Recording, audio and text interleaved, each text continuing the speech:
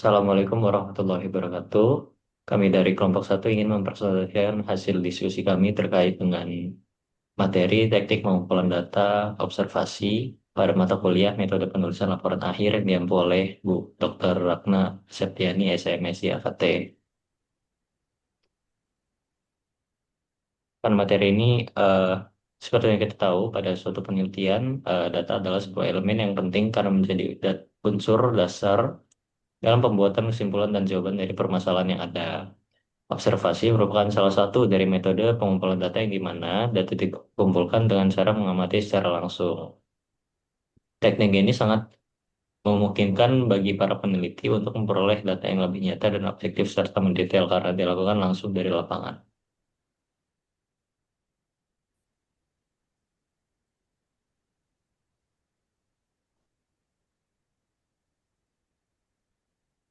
Teknik pengumpulan data adalah metode yang digunakan untuk mengumpulkan bahan nyata atau informasi yang diperlukan dalam suatu penelitian. Teknik ini dilakukan dengan langkah-langkah yang strategis dan sistematis agar data yang diperoleh valid, akurat, dan sesuai dengan kenyataan. Adapun tujuan dan fungsi dari pengumpulan data ini adalah tujuannya pengumpulan data untuk mendapatkan informasi yang dibutuhkan guna mencapai tujuan penelitian. Sebelum memulai penelitian, peneliti biasanya memiliki hipotesis yang ingin dibuktikan. Dalam konteks tersebut, proses pengumpulan data menjadi langkah yang sangat penting karena berfungsi sebagai dasar untuk menguji hipotesis secara empiris dan objektif. Peran teknik pengumpulan data memiliki peran yang sangat penting terhadap validitas hasil penelitian karena teknik ini menentukan keakuratan, relevansi, dan keabsahan data yang diperoleh. Keberhasilan penelitian sangat bergantung pada teknik pengumpulan data dan instrumen penelitian yang dilakukan.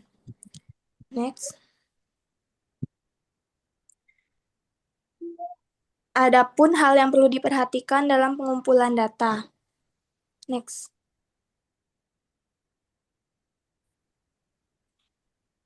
Data ini biasanya sudah ditentukan oleh beberapa variabel penelitian. Ketika semua data sudah terkumpul, langkah selanjutnya adalah mengelola data sehingga data yang dikumpulkan memiliki arti karena diolah dengan sistematis.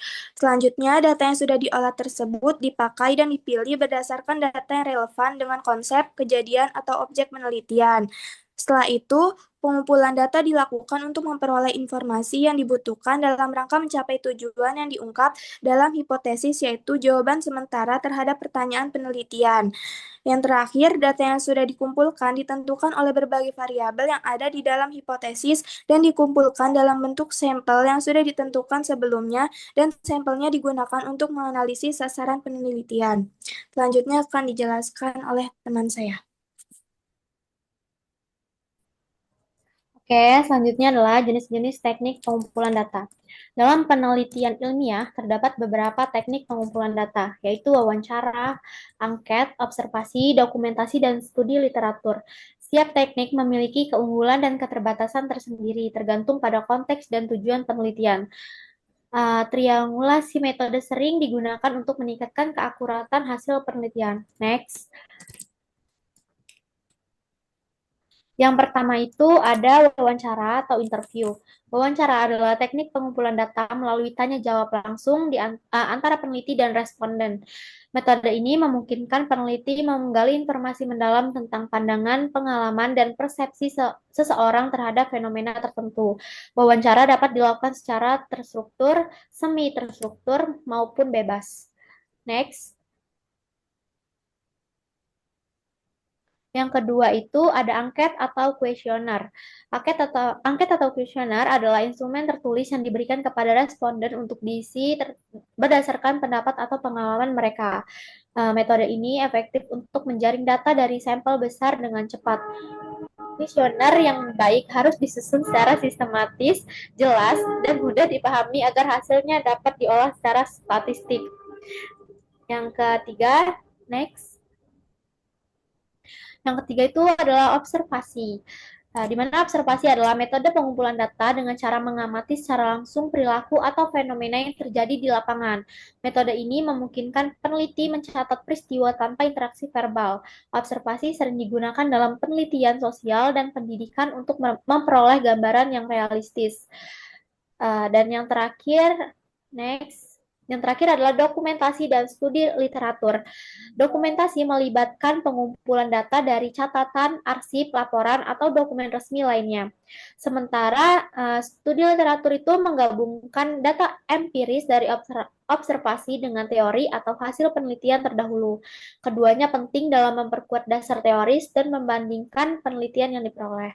Oke, materi selanjutnya akan dijelaskan oleh rekan saya. Oke, selanjutnya ada pengertian observasi menurut ahli. Jadi menurut Widoyoko 2014, observasi ini merupakan pengamatan dan pencatatan secara sistematis terhadap unsur-unsur yang nampak dalam suatu gejala pada objek penelitian. Nah, lalu ada menurut Sugiono 2018, mengemukakan bahwa observasi merupakan suatu proses yang kompleks, yaitu sesuatu proses yang tersusun dari berbagai proses biologis dan psikologis. Dua di antaranya yang terpenting adalah proses-proses pengamatan dan ingatan. Jadi berdasarkan penjelasan dari para ahli ini, maka dapat disimpulkan bahwa observasi ini adalah penelitian dengan melakukan pengamatan dan pencatatan dari berbagai proses biologis dan psikologisnya secara langsung maupun tidak langsung yang tampak dalam suatu gejala pada objek penelitian.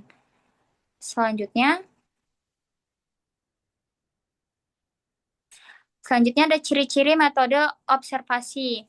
Nah, observasi ini punya 4 ciri penting. Yang pertama, mempunyai sasaran yang khusus, yaitu observasi dilakukan untuk mencapai sasaran khusus yang diinginkan oleh observer atau orang yang melakukan observasi.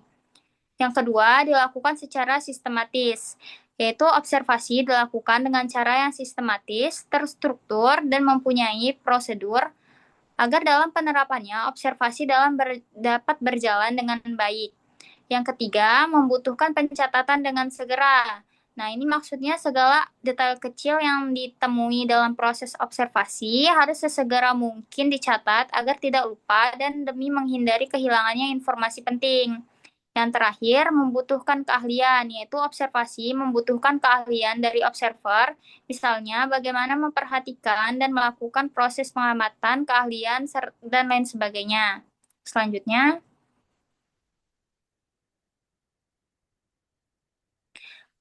tujuan penggunaan observasi. Tujuan penggunaan observasi dalam penelitian ini adalah untuk memperoleh data yang akurat dan faktual melalui pengamatan langsung terhadap objek yang diteliti.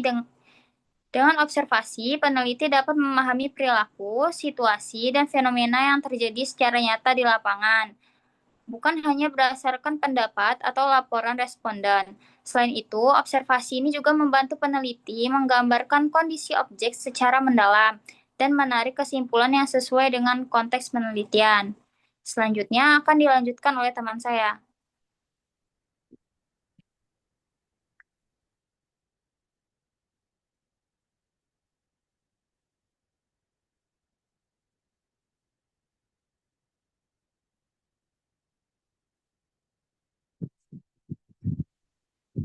Selanjutnya, jenis-jenis observasi. Yang pertama adalah observasi partisipatif, yaitu metode pengumpulan data di mana peneliti terlibat secara langsung dalam proses penelitian untuk memahami fenomena dari sudut pandang orang dalam. Kelebihannya itu memberikan data yang mendalam, menggambarkan perilaku alami, dan membantu peneliti memahami makna di balik tindakan subjek. Kalau kelemahannya itu menyebabkan adanya potensi subjektivitas dan bias karena keterlibatan emosional peneliti terhadap subjek yang diamati. Next. Yang kedua adalah observasi non-partisipatif, di mana peneliti hanya sebagai pengamat tanpa ikut serta dalam aktivitas subjek. Tujuannya agar hasil tetap objektif. Contohnya itu adalah peneliti mengamati interaksi guru dan siswa dari balik kaca tanpa ikut kegiatan belajar. Kelebihannya itu adalah tingkat objektivitasnya tinggi, perilaku subjek tidak terganggu. Tapi kelemahannya itu tidak bisa memahami makna mendalam di balik perilaku yang diteliti. Yang ketiga adalah observasi terstruktur, yaitu observasi dengan menggunakan pedoman atau instrumen yang telah disusun sebelumnya. Contohnya itu adalah penggunaan lembar observasi untuk mencatat frekuensi interaksi guru dan siswa. Kelebihannya, data mudah dianalisis secara statik, tingkat kepercayaannya tinggi, efisien dalam pengumpulan data. Tapi kalau kelemahannya itu, yang pertama itu adalah kurang fleksibel, terus fenomena penting di luar pedoman bisa terlewat.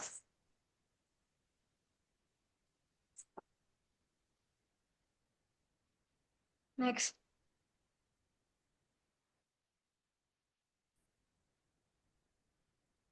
Yang keempat adalah observasi tidak terstruktur, dilakukan tanpa pedoman baku.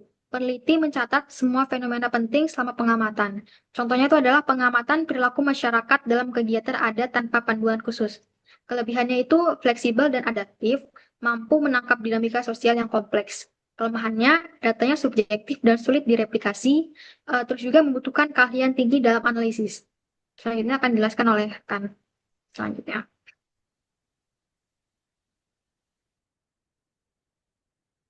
Oke, selanjutnya yaitu langkah-langkah dalam pelaksanaan observasi. Jadi terdiri dari 6 langkah, yaitu yang pertama menentukan tujuan observasi.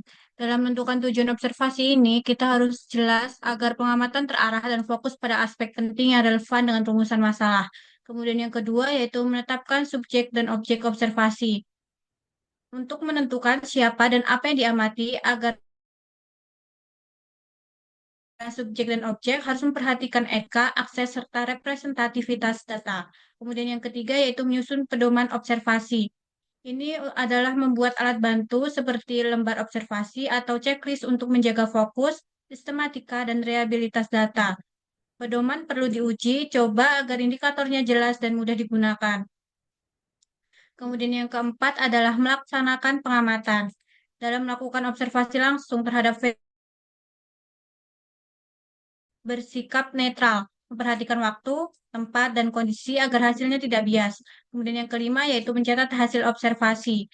Ini adalah dengan mendokumentasikan data secara sistematis dan objektif, menggunakan catatan lapangan atau media elektronik agar data tetap akurat. Kemudian yang keenam adalah menganalisis dan menarik kesimpulan.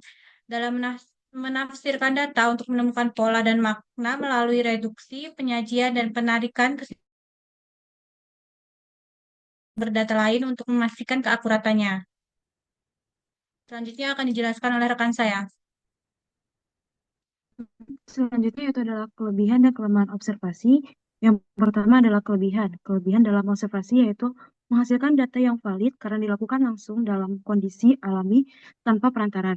Penelitian dapat melihat konteks fisik, lingkungan, interaksi sosial, dan dinamika situasi secara langsung.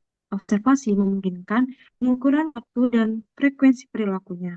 Metode ini efektif untuk mendapatkan data kualitatif detail seperti ekspresi dan gerakan spontan. Selain itu, observasi mengurangi bias karena tidak tergantung pada ingatan atau laporan subjek. Dan berikutnya ada kelemahan dari metode observasi yaitu dapat menimbulkan efek pengamatan yang mengubah perilaku subjek dan menghasilkan hasilnya bisa subjektif karena bias peneliti. Jangkauan observasi terbatas sehingga kejadian langka mungkin terlewat. Proses ini memakan waktu, tenaga, dan biaya. Terutama jika jangka panjang atau di lokasi yang sulit, data observasi sulit digeneralisasi tanpa metode dan sampel representatif. Pengamat juga harus terampil untuk mengurangi kesalahan. Berikutnya, selanjutnya adalah upaya meminimalisasi kelemahan. Yang pertama, melakukan observasi secara tersamar untuk mengurangi bias tingkat laku. Yang kedua ada catat kejadian segera agar data lebih akurat dan lengkap. Dan yang ketiga, observasi bersikap objektif dan menjaga jarak dari kepentingan pribadi. Yang keempat ada pahami materi yang diamati agar observasi lebih mendalam dan relevan. Berikutnya adalah latih indera dan perhatian observer untuk menangkap detail, dan terakhir adalah bedakan gejala yang satu dengan yang lain agar tidak dirancang. Baik, selanjutnya adalah contoh penerapan observasi dalam penelitian. Itu ada 3. Yang pertama adalah penerapan observasi dalam bidang sosial, yang kedua bidang pendidikan, dan yang ketiga ada di bidang ekonomi dan bisnis. Oke, next slide. Nah, penerapan observasi dalam bidang sosial. Metode observasi memiliki peran penting dalam memahami kehidupan sosial masyarakat secara langsung.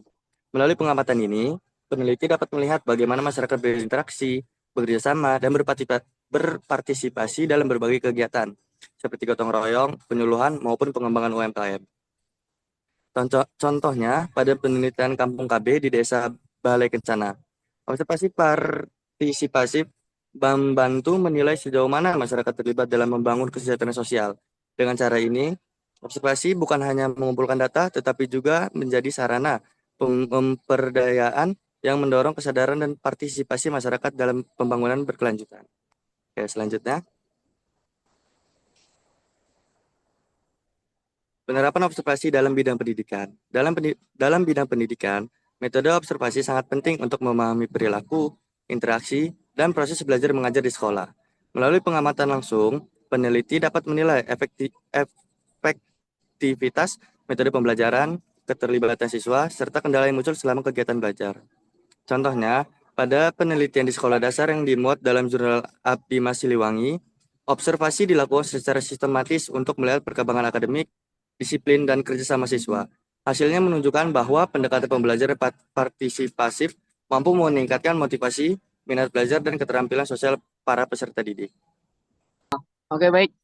Oke, ini untuk mengenai kesimpulannya dari pembahasan dan penjabaran yang sudah teman-teman saya lakukan, yang sudah dijabarkan, dapat disimpulkan bahwa metode observasi merupakan salah satu teknik pengumpulan data yang memiliki peran penting dalam sebuah penelitian. Melalui observasi, tentunya peneliti itu dapat mengumpulkan data secara langsung dari objek yang diteliti, sehingga informasi yang diperoleh bersifat konkret ataupun nyata gitu, dan objektif serta sesuai dengan kondisi di lapangan. Meskipun biasanya adapun pelaksanaan observasi tidak terlepas dari beberapa kendala, seperti membutuhkan waktu yang relatif panjang, menuntut kemampuan pengamatan yang cermat, serta adanya kesulitan dalam mendokumentasikan seluruh peristiwa yang terjadi secara bersamaan. Sekian presentasi dari kelompok 1. Saya tutup. Wassalamualaikum warahmatullahi wabarakatuh.